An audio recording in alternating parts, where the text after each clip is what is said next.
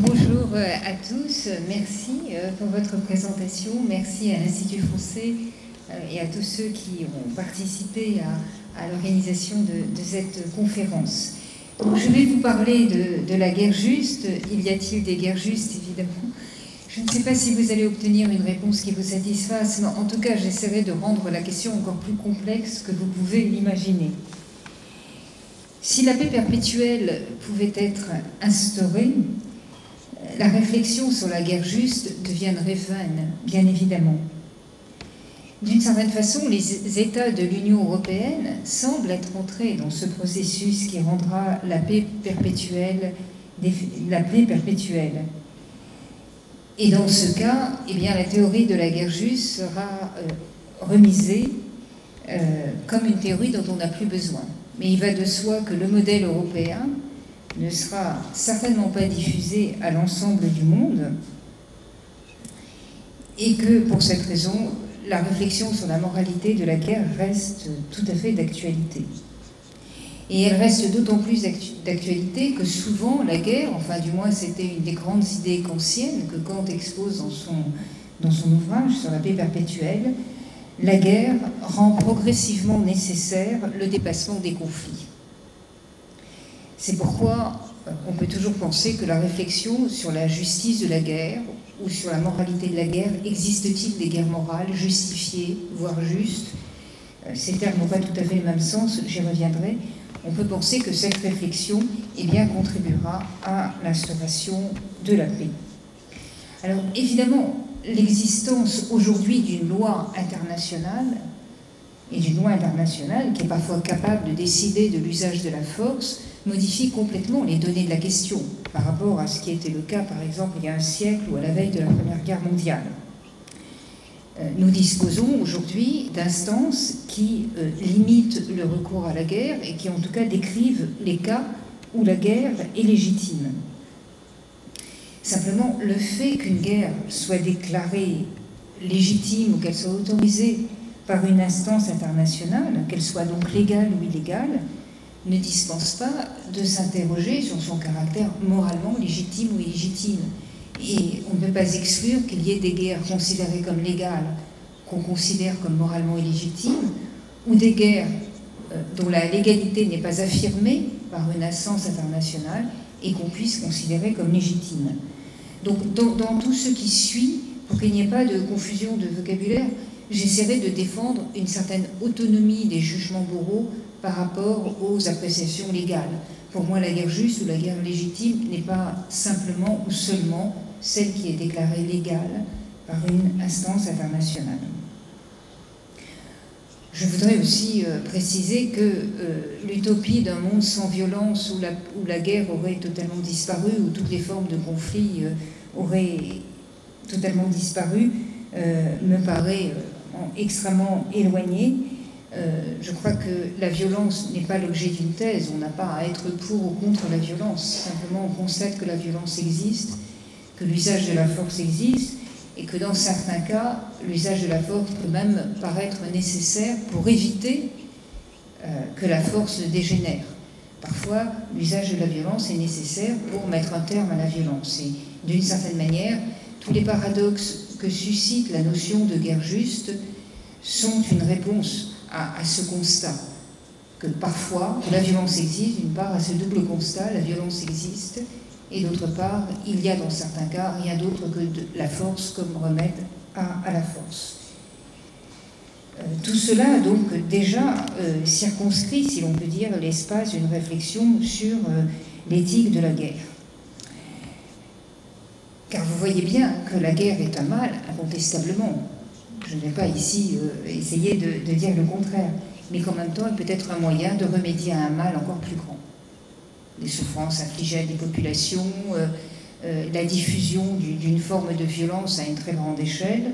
On peut imaginer toutes sortes de situations dans lesquelles l'usage de la force permet de réduire le mal, de réduire l'existence de la violence.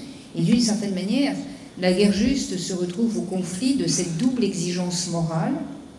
D'une part, l'obligation de ne pas faire du mal, de ne pas infliger des souffrances de manière intentionnelle, ce qui paraît chose assez évidente. Et puis, d'autre part, l'obligation d'agir et parfois de faire du mal pour éviter qu'un mal plus grand ne se produise. Donc vous voyez que dans la manière de concilier cette double exigence, obligation négative, positive, obligation négative de ne pas faire le mal, obligation positive de devoir parfois le faire pour éviter un mal plus grand, eh bien, définissent le lieu où se pose la question de la justice de la guerre ou de l'existence des guerres justes, et évidemment la manière dont cela a été, dont ce paradoxe a été traité dans toute la tradition philosophique, et d'essayer de définir des limites à l'usage de la violence. Cette notion de limite est tout à fait importante, j'y reviendrai plusieurs fois dans cet exposé. Exigence de discriminer, de distinguer entre les bonnes raisons, les mauvaises raisons de faire la guerre, entre les bons moyens qu'on peut utiliser, en tout cas les moyens permis et ceux qui ne le sont pas, et bien sûr et définir à partir de cela un espace de limitation.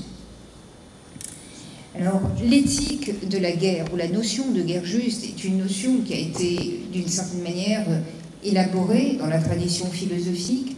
Elle apparaît comme problème philosophique, au fond, assez tardivement, avec le christianisme, j'y reviendrai, mais il ne faut pas pour autant ignorer que les premières réflexions sur l'éthique de la guerre se trouvent dans l'Antiquité. Dans ce qu'on appelle la théorie de la guerre juste, dont vous connaissez peut-être les rudiments, on distingue en général deux grandes parties. L'une a trait aux raisons qui justifient, dans certaines circonstances, de conduire à la guerre, ou aux raisons qui puissent donner une justification morale de la guerre. C'est ce qu'on appelle le jus ad bellum, c'est-à-dire le droit qui conduit à la guerre. Et puis par ailleurs, des raisons et des réflexions qui ont trait à la manière de faire la guerre. Jus in bello. Donc une réflexion éthique qui définit l'espace de pensée où sera déployé ce concept de guerre juste, qui porte d'une part sur les raisons de faire la guerre et d'autre part sur les manières de la faire. Alors, dans la tradition philosophique qui s'est élaborée au cours de plusieurs siècles, certains critères ont été avancés, formulés pour la première fois, redéfinis, mais l'on peut dire aujourd'hui qu'il existe une sorte de corpus, de doctrine de la guerre juste qui se répartit dans ces deux registres, les justes raisons de faire la guerre et les moyens acceptables de la faire.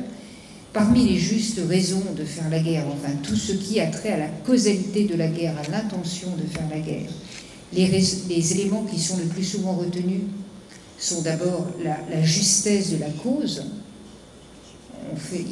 La guerre n'est acceptable d'un point de vue moral que si la cause pour laquelle on l'a fait est juste, est considérée comme juste. Alors bien sûr, vous pourrez me dire, mais qui décide de la justice de cette cause? C'est bien évident, et là vous toucherez le cœur du problème.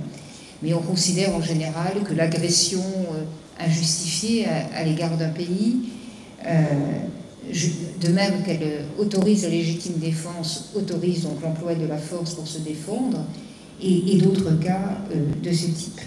Donc ça, c'est le premier élément, c'est le plus naturel, le plus évident, celui auquel on pense spontanément, mais aussi, vous voyez bien, le plus problématique, car derrière la simplicité de la formule, justesse de la cause, eh bien, il y a un abîme de questions et de perplexité. Le deuxième élément, qui a trait au jus in bellum, aux raisons de faire la guerre, est un élément dont la portée morale est peut-être plus difficile à définir, mais dont vous allez voir dans les exemples que je prendrai tout à l'heure à quel point il est important. C'est la légitimité de l'autorité. On ne peut parler de justice de la guerre dans le corpus relativement figé que constitue l'idée de la guerre juste aujourd'hui, que si l'autorité qui déclare la guerre est une autorité légitime, justifiée. Et ça, évidemment, pose énormément de questions dans le vocabulaire contemporain, que ne cesse de susciter le vocabulaire contemporain. On parle aujourd'hui d'État voyou. Un État voyou qui déclare la guerre, peut-il déclarer une guerre juste? Ben non, évidemment. La question trouve sa réponse dans la manière même dont elle est formulée. En revanche, une démocratie pacifique et parfaitement élue, évidemment, aura une prétention beaucoup plus grande à pouvoir déclarer une guerre juste parce que l'autorité qu'elle représente est une autorité légitime. Donc ce critère de l'autorité légitime est un critère qui peut paraître superflu mais qui est d'une grande importance.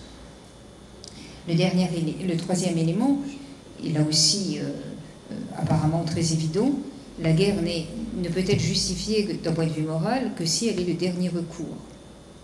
Si on a tout essayé avant de faire la guerre.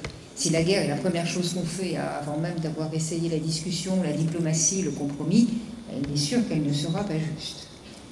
Mais, encore une fois, dernier recours, après quoi? Est-ce qu'on peut considérer qu'une guerre qui arriverait, est-ce que tous les autres moyens que la guerre sont légitimes moralement à ce moment-là? Est-ce que des sanctions économiques qui affament une population, par exemple, et qui seraient un recours pour éviter la guerre, est-ce qu'elle ne pose pas le même type de questions morales que pose le recours à la force?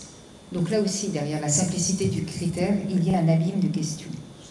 Enfin, le quatrième critère est le plus délicat, c'est celui qui réclame pour décider de la justice de la guerre, de la bonté de l'intention. Il faut que l'intention de faire la guerre soit bonne, qu'elle ne soit pas intéressée, dit-on souvent. C'est-à-dire que ce ne soit pas, par exemple, pour s'assurer ou sécuriser un avantage économique. Alors vous voyez que dans toutes les guerres qui ont été lancées au Moyen-Orient, on a toujours soupçonné ceux qui le faisaient, quelle qu'était la bonté de leur motif de vouloir s'assurer l'exploitation des champs de pétrole. Donc il faut avoir l'assurance que les raisons d'entrer en guerre sont désintéressées, qu'elles sont bonnes, intrinsèquement bonnes. Mais encore une fois, qui est capable de juger de la bonté des intentions? Est-ce que quelque chose comme la pure bonté d'une intention est même concevable philosophiquement? La plupart des philosophes qui s'intéressent à la morale sont extrêmement sceptiques sur cette notion. Autre critère évident, et c'est l'avant-dernier, qui a trait au jus in bellum, aux raisons d'entrer en guerre, c'est la possibilité pour la guerre d'avoir une chance raisonnable de succès. Une guerre ne peut être considérée comme juste si elle ne porte pas avec elle une chance raisonnable de succès. La défense téméraire, la bravade, est un usage de la violence qui n'a pas de justification intrinsèque. Mais là encore, la question n'est pas si simple à poser. Et enfin, dernier critère, qui est un critère le plus tardivement introduit, mais très délicat d'interprétation, c'est celui de la proportionnalité. Il faut que les raisons de faire la guerre soient proportionnelles par rapport au mal qu'on a observé ou à la violence qu'on veut limiter. Là encore, comment mesurer la proportionnalité de la guerre? Quels critères utiliser, autre qu'un critère subjectif? C'est assez difficile à définir. Voilà ce qui a trait à la façon dont sont explicitées les exigences morales qui permettent de décider si les raisons d'entrer en guerre ou de recourir à la guerre sont justifiées. Passons maintenant aux limites morales qui touchent à la manière de faire la guerre.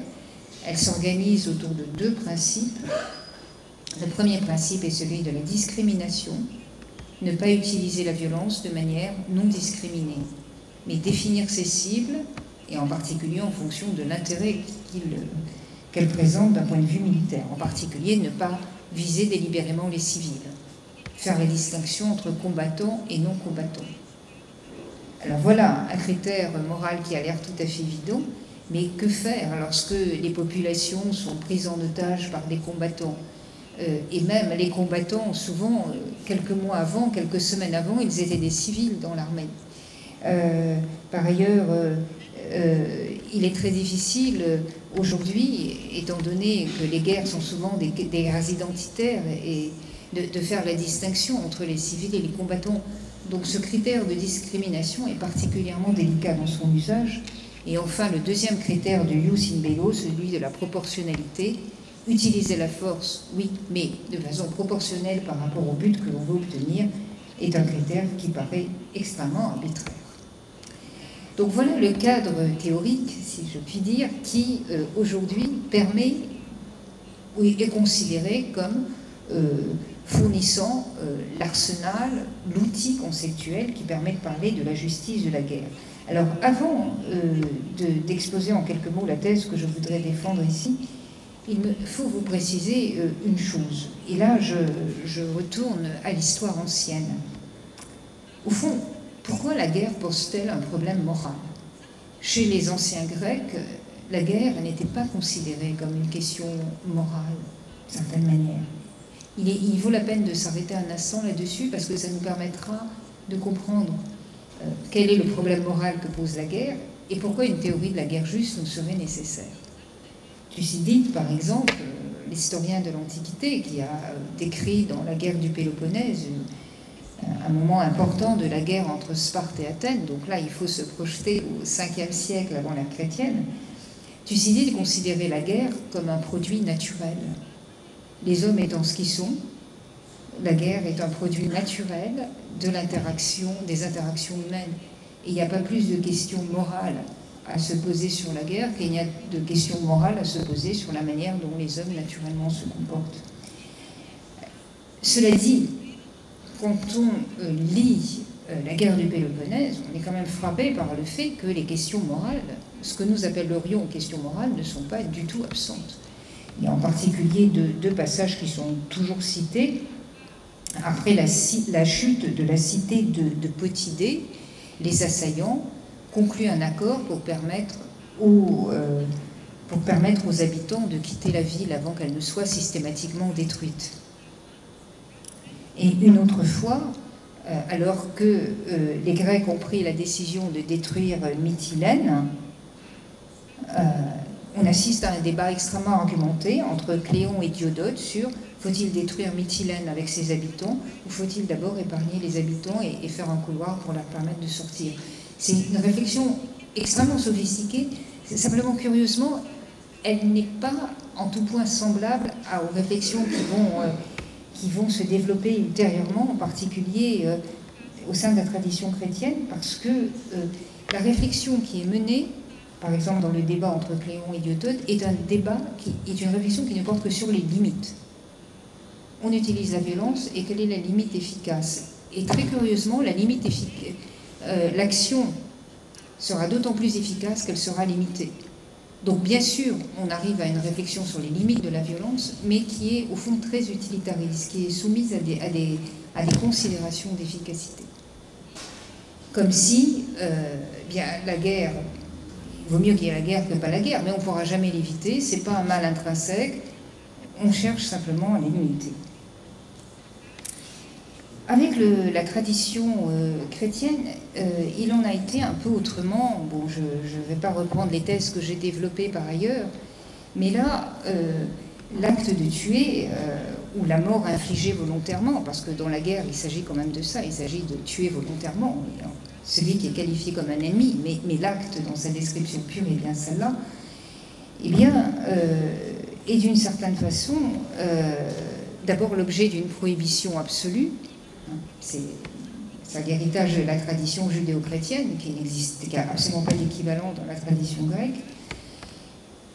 Donc l'acte de tuer est l'objet d'une prohibition en général. Et dans le cas de la guerre juste n'existe que parce qu'il y a des circonstances où il faut justifier l'acte de tuer.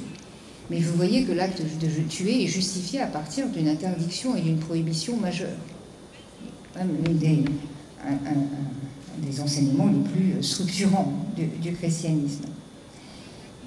Et c'est dans ce contexte, c'est dans ce cadre intellectuel et moral très particulier que se déploie la tradition de la guerre juste. Où la guerre, là, contrairement à la manière dont elle était conçue dans l'Antiquité, encore une fois, j'exagère le contraste entre les deux, bien évidemment, mais il est fondé sur une réalité.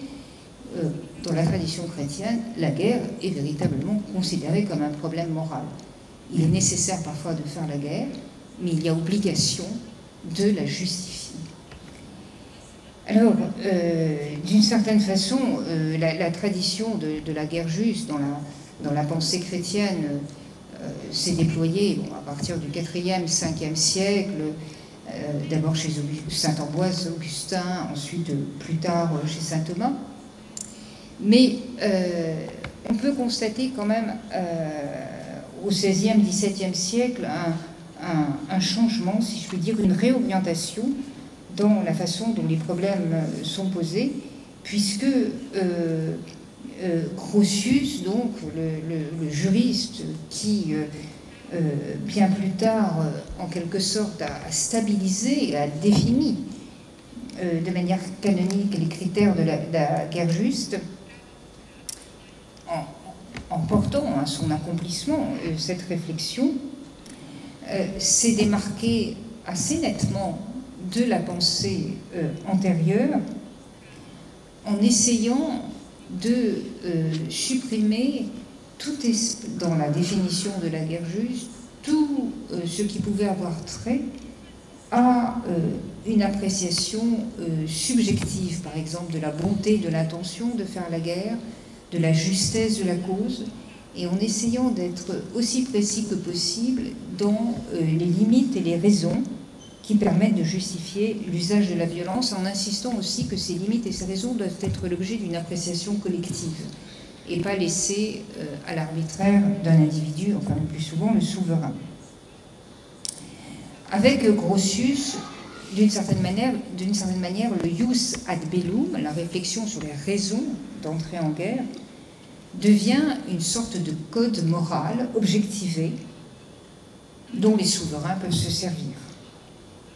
Et toute décision de guerre peut devenir l'objet d'une argumentation publique et d'un jugement public, avec ce que ça impose évidemment comme contrainte, parce que dès qu'il faut justifier de quelque chose avec des arguments, eh bien, il faut donner des raisons, et répondre aux objections. Donc on quitte définitivement le registre d'une évaluation morale privée ou arbitraire reposant sur la personne du souverain du bien fondé de la guerre, pour fonder les critères de la guerre juste dans une évaluation de type juridique qui serait remise en quelque sorte à une instance extérieure. Et là, il y a un changement assez radical dans la réflexion sur l'éthique de la guerre, qui commence à partir du XVIe et XVIIe siècle, où la guerre n'est plus du tout conçue comme un moyen de rétablir le bien ou d'éradiquer le mal, qui était quand même une dimension présente dans la tradition augustinienne, mais comme un moyen de rétablir, de diminuer la violence et de rétablir la paix en contraignant ou en limitant la violence avant toute chose. Donc il n'y a pas plus de visée de restaurer un état idéal ou un objectif qui serait considéré comme un objectif moral. Il s'agit simplement de contenir, limiter la violence, bon, si possible la faire disparaître, mais en la limitant. Alors, vous voyez que, d'une certaine façon, aujourd'hui, nous nous servons beaucoup de cette notion de guerre juste. Si vous avez lu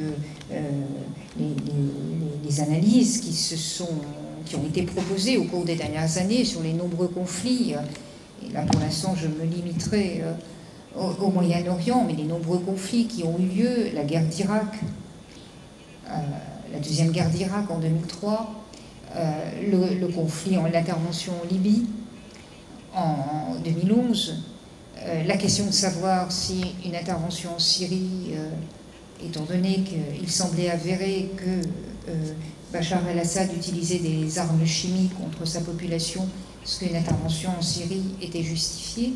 Et aujourd'hui, ça c'est l'actualité la plus brûlante, l'usage de la force contre l'armée islamique, dans toutes ces questions, dans toutes les analyses qui sont proposées, entre ceux qui sont favorables à une intervention et ceux qui y sont opposés, eh bien, la référence à la notion de guerre juste est constante. Est-ce que l'intervention est justifiée? Ce qui montre que le corpus de doctrine que j'ai essayé de restituer jusqu'à présent, et qui est un produit philosophique, c'est un produit historique, hein, c'est pas une théorie tombée toute faite, c'est l'objet d'un tâtonnement théorique qui s'est étendu sur plusieurs siècles et qui a été constamment confronté à l'histoire, en particulier à l'installation des souverainetés, des États souverains à partir du XIVe siècle en Europe. Eh bien, cette théorie de la guerre juste constitue aujourd'hui un corpus théorique assez stable pour que, dans beaucoup d'analyses, on puisse s'y référer. Et de fait, elle a reçu, avec la publication du livre de Michael Rother, que vous avez reçu il y a quelques années, je crois, Just and Unjust Wars, elle a reçu une sorte de renouveau théorique. On a repris, on a considéré de nouveau comme pertinentes ces notions de guerre juste ou de guerre injuste. Alors, vous remarquerez par ailleurs que s'il est facile de dire quelles sont les guerres injustes, dire si une guerre est juste, c'est beaucoup plus délicat. Alors, dans cette réactualisation de la notion de guerre juste, qui, à lire tous les essais et analyses qui se publient aujourd'hui, a encore sa pertinence, on remarque que, au fond, la manière dont est posée la question de la légitimité de la guerre n'a pas beaucoup changé. Et on remarque également que la plupart des critères que j'ai énoncés tout à l'heure sont des critères qu'on retrouve plus ou moins dans la plupart des législations internationales, dans les lois internationales, la Convention de Genève, la Convention de La Haye, la Charte des Nations Unies, d'une certaine façon, donnent une forme de légalité ou de traduction légale à ces critères de la guerre juste. Cela dit, vous avez bien vu aussi que ces critères proposent quelque chose qui va au-delà de cette légalité internationale. J'en reviens aux propos qui ouvraient mon exposé. On ne peut pas en rester aux simples questions de l'égalité internationale. Alors, je voudrais, si vous voulez bien, dans le temps qui me reste, vous exposer brièvement la thèse que je souhaite défendre à partir de ce cadre, à la fois théorique et historique,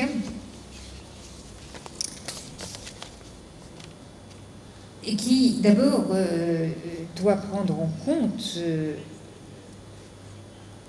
la réalité du monde contemporain. Nous sommes aujourd'hui dans une situation un peu étrange qui aurait été sans doute difficilement prévisible il y a 30 ou 40 ans, encore qu'il y a des textes de Raymond Aron qui semblent l'annoncer, où un certain nombre de passions identitaires ou de passions religieuses, en tout cas qui se présentent comme telles, s'affirment. Il est certain que dans le monde des années 60, elles n'avaient pas la place qu'elles ont aujourd'hui. Un monde où on n'assiste absolument pas à une pacification des humeurs, au contraire, on a parfois l'impression d'un déchaînement de violence et d'une rhétorique de puissance. Mais d'un autre côté, le monde d'aujourd'hui est quand même caractérisé par un souci éthique incontestable. En tout cas, les États qui utilisent, en particulier dans le monde occidental et à sa périphérie, les États qui ont recours à la force se sentent obligés d'expliquer pourquoi et de rendre des comptes. Mais également un monde, et c'est le troisième trait que je voudrais souligner, où l'homogénéisation culturelle est assez forte. Il n'y a qu'à voir tous les pays du monde, quel que soit le fanatisme, quelle que soit la religion, en général, le téléphone portable est utilisé, les derniers outils technologiques aussi. Donc on a une sorte d'homogénéisation culturelle, au moins dans l'usage de la technique, ce qui quand même dénote une certaine manière de se servir d'un certain rapport au monde, et qui peut être compatible avec parfois des comportements ou des agissements qui semblent renvoyer aux époques les plus noires ou les plus barbares de l'humanité. Donc ça aussi, c'est un élément qu'il faut prendre en compte, comme si la sorte de normalisation, de cette sorte de mondialisation culturelle douce avait été capable de sécréter, de provoquer des réactions identitaires d'une force incomparable. Alors, ayant rappelé ces données nouvelles du monde d'aujourd'hui, je voudrais exposer les grandes lignes de la thèse qui est la mienne. C'est que dans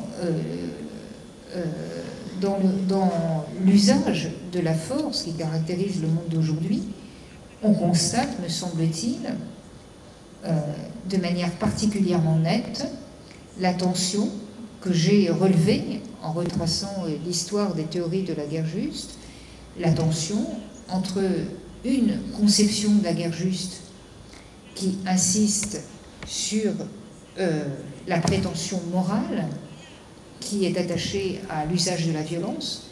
Quand on vous dit qu'on fait la guerre pour rétablir la démocratie, pour rétablir les droits de l'homme, il pourrait s'agir en effet de guerres de ce type qui ont très clairement une prétention morale par rapport à une autre tradition de la guerre juste qui est surtout soucieuse de l'imitation et de faire en sorte que l'usage qui est fait de la violence doit toujours être mis en rapport avec le type de violence que ça permet d'éviter.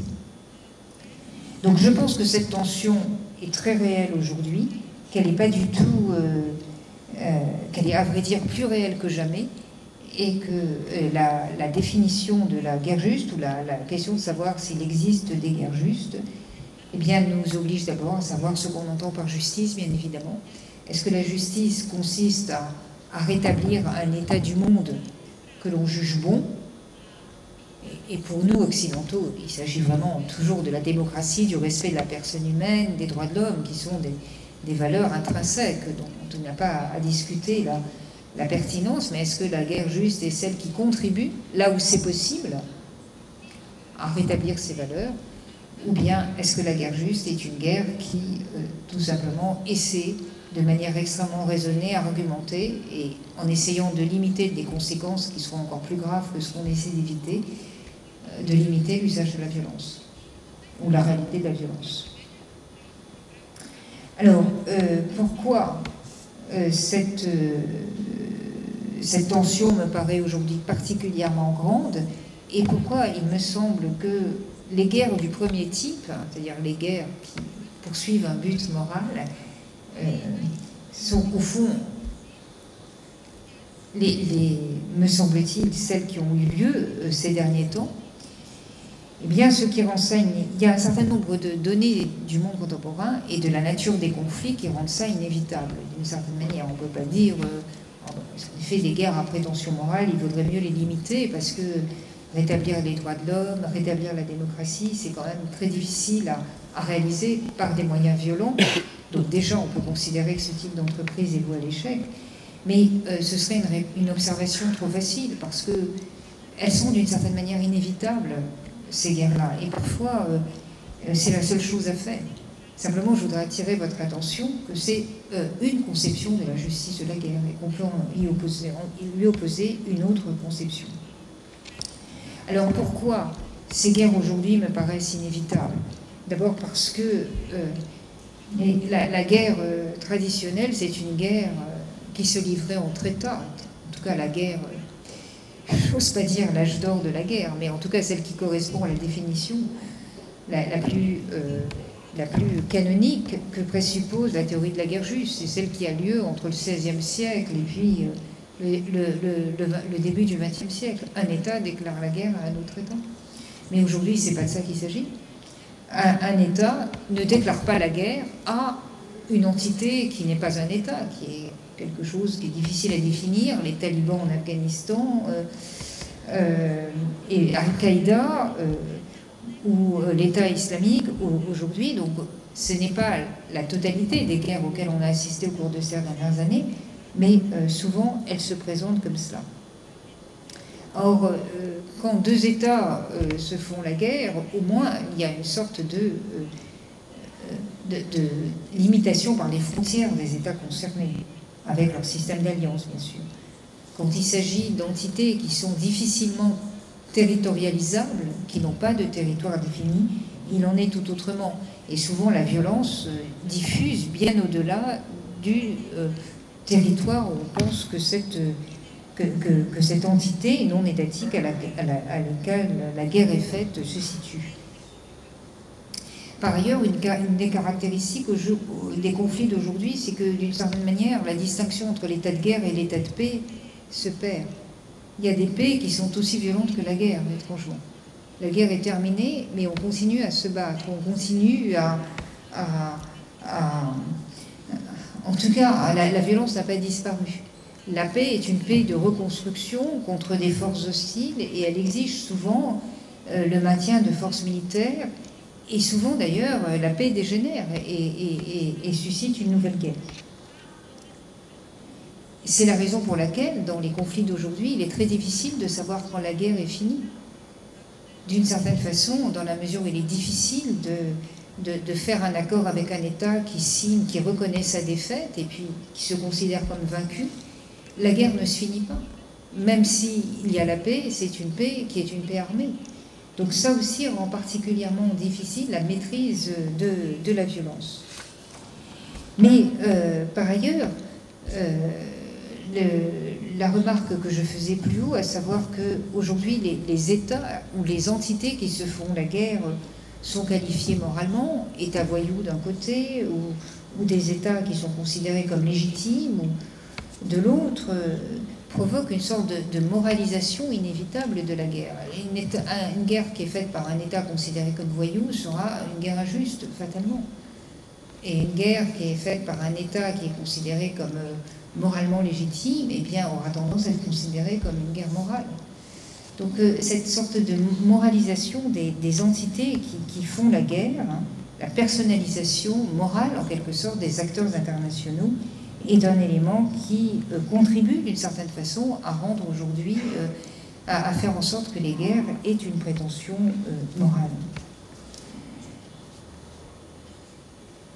Et encore une fois, j'ajouterais que cette question, la question de la paix et de la justice de la paix, qu'est-ce qu'une paix juste aujourd'hui, est à peu près aussi importante que la question de la guerre.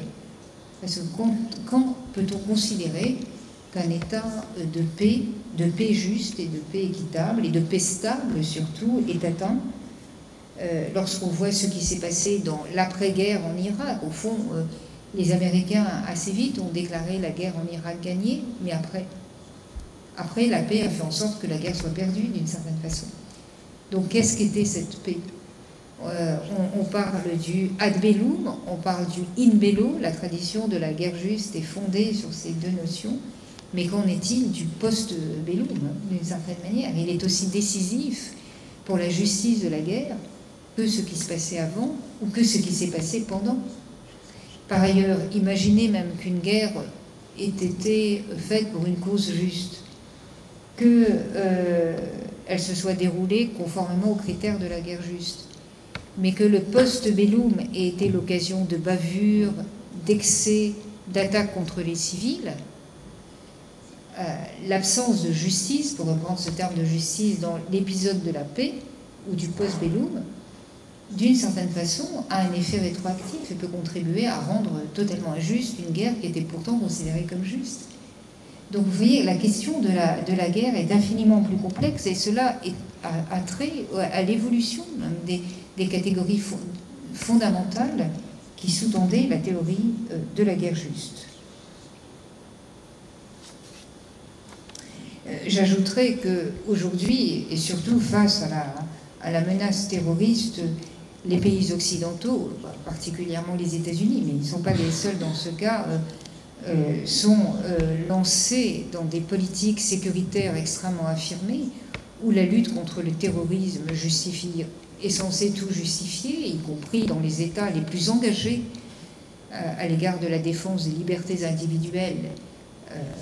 La lutte contre le terrorisme semble justifier des limites très, très importantes posées aux libertés individuelles, même dans des États dont la tradition démocratique était tout autre. Et il est évident que cette présence de la peur, parfois la présentation disproportionnée ou déformée des menaces, peut tout justifier, et en particulier justifier le recours à la force. Alors évidemment, j'ajouterais que les armes dont disposent les États développés aujourd'hui, qui sont des armes de destruction massive, sans comparaison avec les armes qu'on utilisait il y a un siècle, évidemment, donne un tout autre tour à cette question. Est-ce qu'on peut même parler de guerre juste lorsque les moyens utilisés dans la guerre sont des moyens qui peuvent provoquer des dommages dont ceux qui ont forgé les catégories de la guerre juste n'avaient aucune espèce d'idée.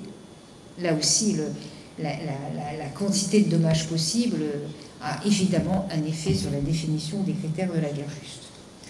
Alors, ces guerres à prétention morale sont sans doute inévitables, et on observe que dans plusieurs cas, récemment, elles ont été mises en avant et justifiées en tant que telles, mais j'attire votre attention sur le fait qu'elles sont quand même des guerres intrinsèquement dangereuses, d'abord parce qu'elles portent en elles un facteur d'illimitation. Au fond, les guerres à prétention morale sont des guerres sans fin, parce que le but n'est jamais atteint. C'est très difficile. Prenons simplement un but comme rétablir la démocratie ou rétablir les droits de l'homme. Vous voyez que quand peut-on dire que le résultat est atteint ou que l'objectif est atteint? Et même s'il est atteint souvent dans une situation tellement instable que quelques mois, quelques années après, il peut en être tout à fait autrement. Donc ce sont des guerres qui portent en elles quand même un principe d'illimitation inévitable. Et puis, ce sont aussi des guerres qui, inévitablement, ont tendance à confondre les faits et les valeurs, qui vont décrire les faits qui justifient une intervention de telle manière que l'intervention soit quasi prescrite par la description des faits. Et cette distinction entre description des faits et prescription ou actions qui sont recommandées par des normes est quand même une distinction importante. Or, aujourd'hui, toutes les guerres à prétention morale sont justifiées la plupart du temps par la manière dont on décrit les faits. Et puis, j'ajouterais que ce sont des guerres dont les conséquences sont souvent impossibles à prévoir. Alors, bien sûr, nul ne peut prévoir les conséquences de ces actes, mais quand même, il y a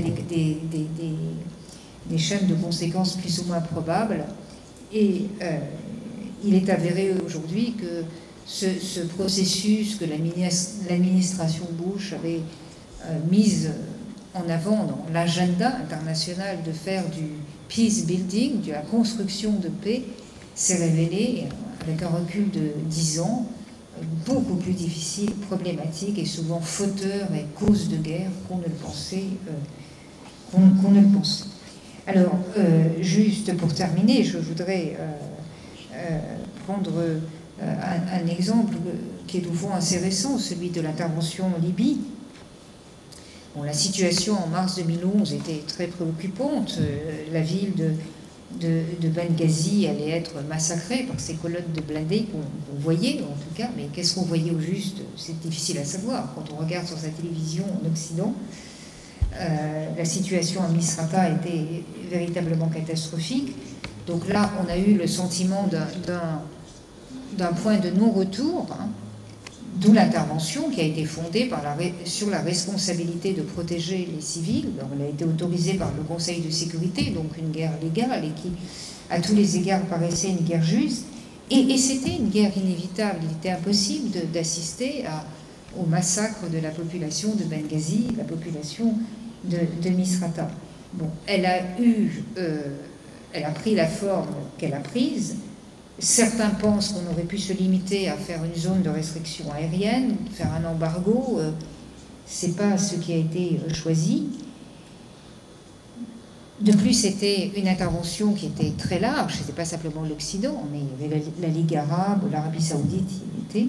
Elle a permis la consécration du droit d'ingérence, mais il est certain que 4 ans après, même si cette guerre était très probablement inévitable, on s'interroge sur ses conséquences. Comme était désastreuse, la situation en Libye n'est pas vraiment meilleure.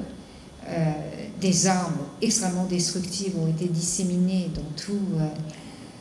dans tout le Moyen-Orient, et bien d'autres conséquences tout à fait fâcheuses. Donc vous voyez combien se prononcer sur la justice de la guerre, non seulement avant qu'elle ait lieu, mais pendant qu'elle a lieu, et après qu'elle a eu lieu, est une question intrinsèquement difficile. Alors, qui avait raison?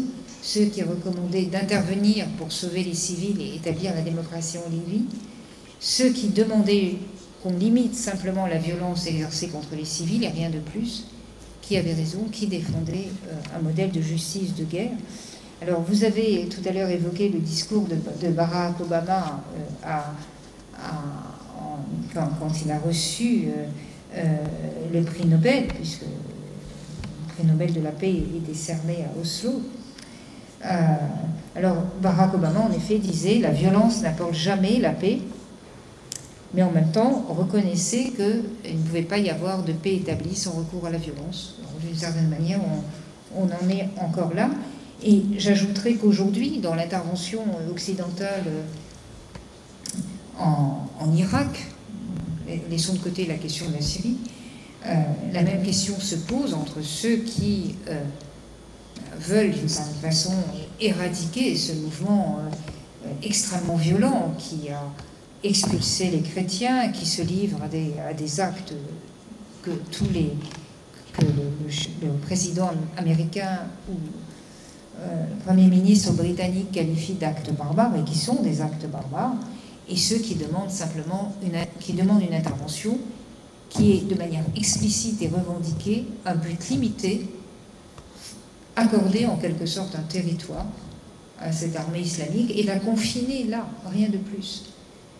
Là, on trouve d'une certaine manière opposées deux conceptions de justifier l'intervention militaire, établir un État souhaitable ou bien simplement limiter le mal.